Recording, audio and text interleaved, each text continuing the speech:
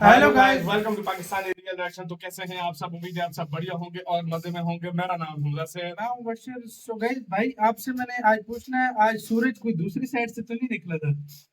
नहीं, आज पाकिस्तान ने जो ऑफर दे दिया इंडिया को, ये मैं सोच भी नहीं सकता था ऐसे हुआ है कुछ। इंडिया को एक बहुत ही बड़ी सीपैक के हवाले से ऑफर दिया पाकिस्तान ने। क्या हुआ देखते हैं भाई, एकदम से वो क्या है यार।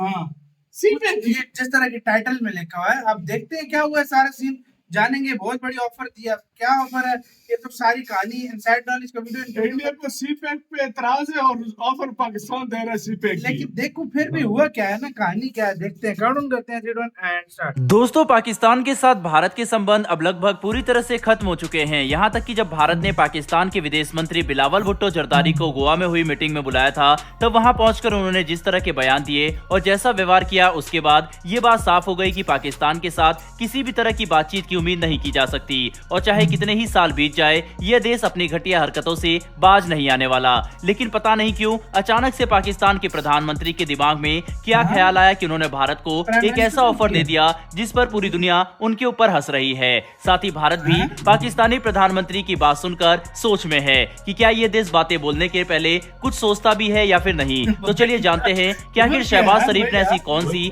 बात कह दी जिसे कहकर वह न कि सिर्फ खुद की बल्कि अपने देश की भी खिल्ली उड़ा चुके हैं। दरअसल दोस्तों, सामने निकल कर आ रही मीडिया रिपोर्ट से इस बात का पता चला है कि पाकिस्तानी पीएम शहबाज शरीफ ने भारत को अपने चीन पाकिस्तान इकोनॉमिक कॉरिडोर मतलब सीपैक प्रोजेक्ट में शामिल होने का ऑफर दिया है। बता दें कि यह वही प्रोजेक्ट है जिसे लेकर भारत और पाकिस्तान के बीच में तनाव बढ़ गया था, क्योंकि सीपैक का एक बड़ा हिस्सा भारत की जमीन पर से होकर गुजरता है, जो फिलहाल पाकिस्तान के अवैध कब्जे में है। ऐसे में सवाल ही खड़ा नहीं होता कि भारत एक ऐसे प्रोजेक्ट में शामिल हो जो गैर कानूनी तरीके से बनाया जा रहा था और जिसका मुख्य मकसद भारत को काउंटर करना हो। इसी वजह से आज ना कि सिर्फ भारत बल्कि पूरी दुनिया शहबाज शरीफ के बयान पर हंस रही है, क्योंकि भारत को सीपैक जैसे प्रोजेक्ट में शामिल होने का ऑफर देना ही पूरी तरह से निराधार है। इसीलिए भारत ने अभी तक इस पर कोई भी बयान नहीं दिया और शायद हम कोई बयान दे भी ना। दोस्तों, सीपैक आर्थिक गलियारे को चीन इस उम्मीद से विकसित कर रहा था कि वह पाकिस्तान के साथ एक तरफ अपने संबंध मजबूत करेगा और दूसरी तरफ भारत को बाईपास करते हुए मलक्का स्ट्रेट का एडवांटेज खत्म कर देगा, क्योंकि ये चीन की विस्तारवादी नीति के लिए एक काफी बड़ा खतरा था कि भारत की नौसेना जब चाहे तब मलक्का स्ट्रेट को ब्लॉक करके चीन का लगभग सारा क्रूड ऑयल और इंटरनेशनल एक्सपोर्ट रोक सकती थी। इसीलिए चीन ने पाकिस्तान को एक प्रॉक्सी की तरह इस्तेमाल किया और भारत के खिलाफ खड़ा करते गया, ताकि पाकिस्तान भारत से लड़कर इस रीजन में हमें व्यस्त रखे और चीन खुद विकास करता रहे। पर जब चीन का $60 बिलियन का ये विशालकाय प्रोजेक्ट पूरी तरह से धराशायी हो गया और पाकिस्तान की जनता ही इसका विरोध करने लगी, तब चीन को इस बात का एहसास हुआ कि उन्हें न कि सिर्फ कई अरब डॉलर का नुकसान हुआ, बल्कि उनकी दशकों की मेहनत बर्बाद हो गई। और ये बात पाकिस्तान भी अच्छे से समझता है कि उनकी आर्थिक स्थिति के हिसाब से चीन ज्यादा लंबे समय तक पाकिस्तान को सपोर्ट नहीं कर सकेगा।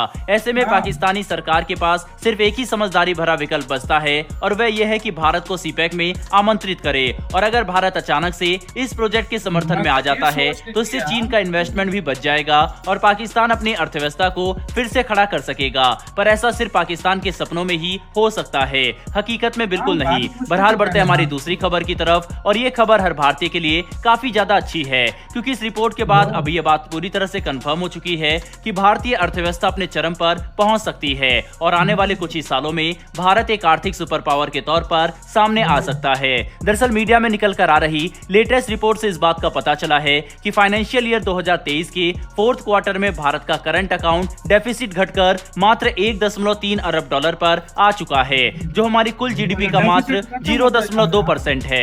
बता दें कि करंट अकाउंट डेफिसिट को हम आम भाषा में व्यापार घाटा कहते हैं। वहीं पर इसे हम व्यापार में एक्सपोर्ट और इंपोर्ट के आंकड़े को घटाकर पता करते हैं। मतलब अगर किसी देश के साथ भारत का कुल द्विपक्षीय व्यापार $100 अरब का है और भारत ने उस देश को $40 अरब का एक्सपोर्ट किया है, जबकि उस देश ने भारत को $60 अरब का एक्सपोर्ट किया है, तो हम ये कह सकते हैं कि उस देश के साथ भारत का व्यापार घाटा $10 अरब का है।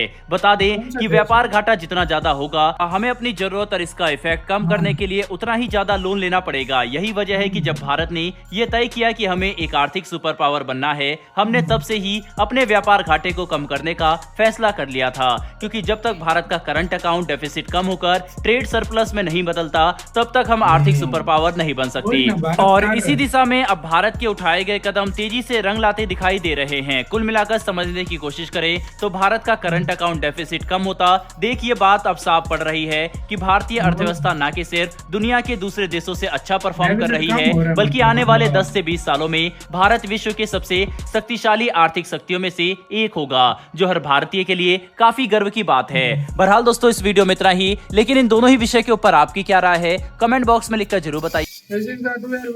वाकई यार, मतलब एक बड़ी अजीब सी ऑफर दी है।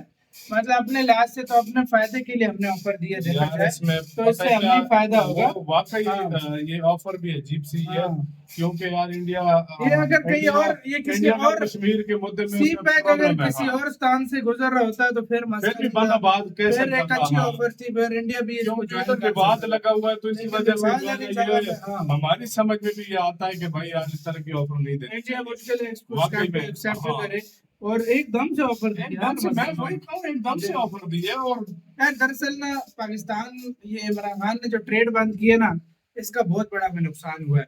हम उस टाइम फल फूल रहे थे, जैसे ही इसने ट्रेड बंद किया हमारे हालात बहुत खराब हुए। और भाई अब हम इस गवर्नमेंट को पता है ट्रेड कितनी हमारे लिए भारत से करना इम्पोर्टेंट है, बहुत ज्यादा इम्पोर्टेंट है, लेकिन हम कर नहीं पा रहे, क्योंकि वो क्या सीन है, अगर इन्होंने बोला तो आवाम और चढ़ जाएगी इन पे। यार तो ये इस वजह आवाम से चढ़ती है, शायद चढ़े भाई, ये अच्छे तरीके से अपने ताल्लुकात तो पहले बहाल करें ना अच्छे से।